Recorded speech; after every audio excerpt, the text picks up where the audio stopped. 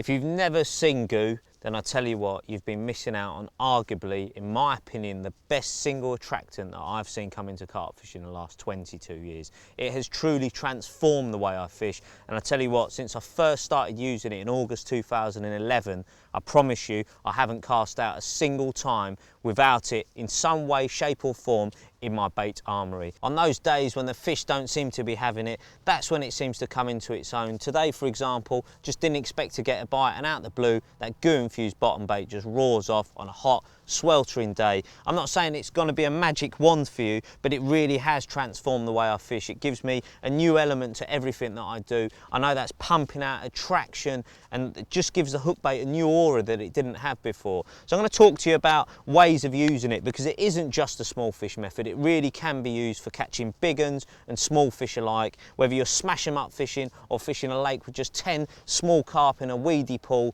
Then this can give you something new and guarantee that you're going to put some more fish on the bank. So here I've got some hook baits, right? These are my normal mainline ones that I've used for years. I absolutely love them, they're brilliant. But by putting the Goo on, I think I've added a new element, something to take them to the new level. So here is one of the new Goos, basically. Two new Goos, in fact. This is two types of Almond. We were going to put them in the original launch when the 6 were done by Kiana Carp, but we were just concerned that it's too pink, it's too colourful, and it does tend to stain everything. You know, it stains my pants, it stains my hands. When I go home, it looks like I've been painting a double-decker bus, but it isn't half attractive to carp. They absolutely adore it. And this way, by painting them onto these hook baits, you're going to get it working over a longer period. If you just put it on wet before you cast, then it can often wear away and it's dissipated within 30 to 40 minutes. By doing this hydration system, so what you do is you just trickle, I've got 2 almonds on here, like I said, there's a thinner one first, I drizzle it on, I shake the tub up, leave them in the sun a little while to dry, and then I put the thicker version on. And what that does, the thinner one cuts into it because it's quite acidic, it gets to the core of the bait, and then the thicker one goes on the outside. And we've seen it on the zoom camera on the underwater film, that just bleeds off really, really slowly. And when you see Underwater Part 8, which will be released in 2013, you're going to be shocked, because in all my time of carp fishing, I've never seen fish react to a hook bait like they did to these. It was really the difference between getting one pickup in 4 hours and getting 20 fish go for it in 20 minutes. It was that dramatic. It truly is magical, and you can do it with any of them. Here's some Tutti Frutti one. This is with the actual Tutti Frutti Power Smoke. Again, I've applied it on there and it looks like they've got silkweed on, but they haven't. This has been dried onto it, and that's going to leak off over a longer period. And here is another one of the new ones that will hopefully be launched in 2013. This is the Strawberry Twist that's been on test. I actually caught the fish this morning on a combination of 2 of the older Goos that are in the current range and one of the new ones. That was the Pineapple Supreme and the Tutti Frutti, and then with a Strawberry Twist, all combined, all around the hook baits, just to give me my own uniqueness. And that's what I'm saying, you're only limited by your own imagination. You can do little cocktails to make sure your bait separates itself from the guy next door. A great way to use them, dried on the hook baits. We're now going to have a look at stick mixes and pellets. Right, this is the way I like to use it in my stick mixes. It has really transformed the way I use PVA. So in this stick mix here, there's some pellets and some Cloud 9 powder. Now all I've done basically is first put the pellets into the tub. These are the brilliant little combination pellets that Mainline do. It's their PVA and sort of spod mix pellets. It's all different mixtures, all different attractors, all different breakdown times. So I put them in a tub, and I'll get this raspberry plume bait smoke. Now, just to talk to you about the bait smokes and the power smokes, the only real difference between them is the amount of colour that they release. They all have a degree of potency, but the important part to remember about all of these Goos, unlike other liquids on the market, is the fact that most of these have natural ingredients. They're naturally occurring sugars, they're natural ingredients that the carp just absolutely adore. There's nothing really synthetic about these, all natural. So get that raspberry plume, put it over those pellets. Again, a bottle goes a really long way, you know. It looks like I'm putting a lot on, but it hardly makes an impression on that bottle. Put it onto the pellets, then using your finest found twig, turn them into it until those pellets have got like a little red glaze on them. And I've seen that also on chum mixers. One of my mates been tearing a local syndicate apart using the raspberry plume on his loose feed chum mixers. Before that, he could barely get a bite.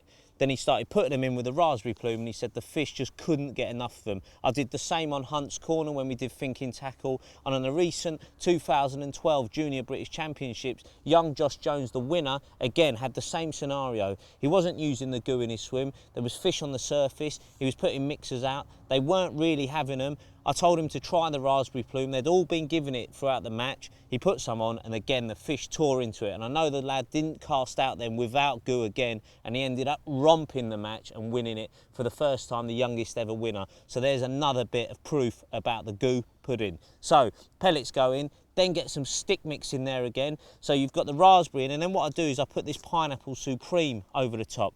This is a bait smoke, but again, it does carry a fair bit of colour, but the magical part about this is its sweetness. It really is super sweet. And if you're beetling fans or liquid betaine fans, then this, I believe, blows any other sweetener out the market. And I've been using it in my spods before I cast out when I'm spodding over zigs, into stick mixes, and as a hook bait soak. It really is versatile, and I love that about it. Turn that into it, and just before casting out a PVA bag, I do like to add one of the power smokes to the outside, especially if I'm fishing in murky water. This really does not only give you loads of colour and a halo that mimics fish basically feeding in the area, but again, like I've said before, the colour isn't the reason it works. You know, the reason it works is it's releasing the most wonderful taste and natural ingredients into that area around the hook bait. And you've seen the guru lads in Fishing Gurus put that onto the outside of their little swim feeders, and again, I love it on a PVA bag, and it just hones them fish into it. I've seen it on the underwater film as well. I've cast a bag out before we've even managed to get the camera onto the bag. A fish has come in and smashed it. That's how quickly they find that. And you know what? I don't think there's another bait ingredient out there that can hone fish into your hook bait as quickly as this. When you see this underwater, this is bubbling away, those little pop-ups come up, and as fish attack it, what it does, it creates this cloud, this smell, this taste in the swim, and fish come back. It mimics feeding fish in the area, and it just keeps on happening. It builds and builds, and if you fish on the clip and fish accurately, keep it going in the same spot, then that's just going to get better and better and better. It's going to hold fish in your swim for longer, and when you do cast out, even if you put loads of bait down sometimes, these fish can find your hook baits in your bags, even in amongst a load of freebies. Brilliant little addition to it, a great way to use it. They're all transferable in different ways. The last thing we're going to look at is the bait I'm preparing for this evening. Right, this is the bait I'm putting out at night at Gigantica. Got some of the new bait by Mainline, some new Grange in there, some 14 millers in there, some growlers in there. I've also put them through the cutter tool, so I've got a few halves in there. And then what I'm adding is a bit of the corn twist goo. That just gives your baits a little added dimension. We also used it on Underwater Part 7 in the particle mix that we were putting out at night. I was adding that into the particles just to infuse it in there, give more taste into the water column to keep fish interested for longer. So just add a little bit. I'm not saying use a whole bottle. The amount I put in barely makes any impression on the bottle at all. Just a little bit to glaze those hook baits, almost like a bit of olive oil on your salad. So once that's in there, just give it a nice turn, and then I leave that to soak in for a good couple of hours just to get itself set and rocking.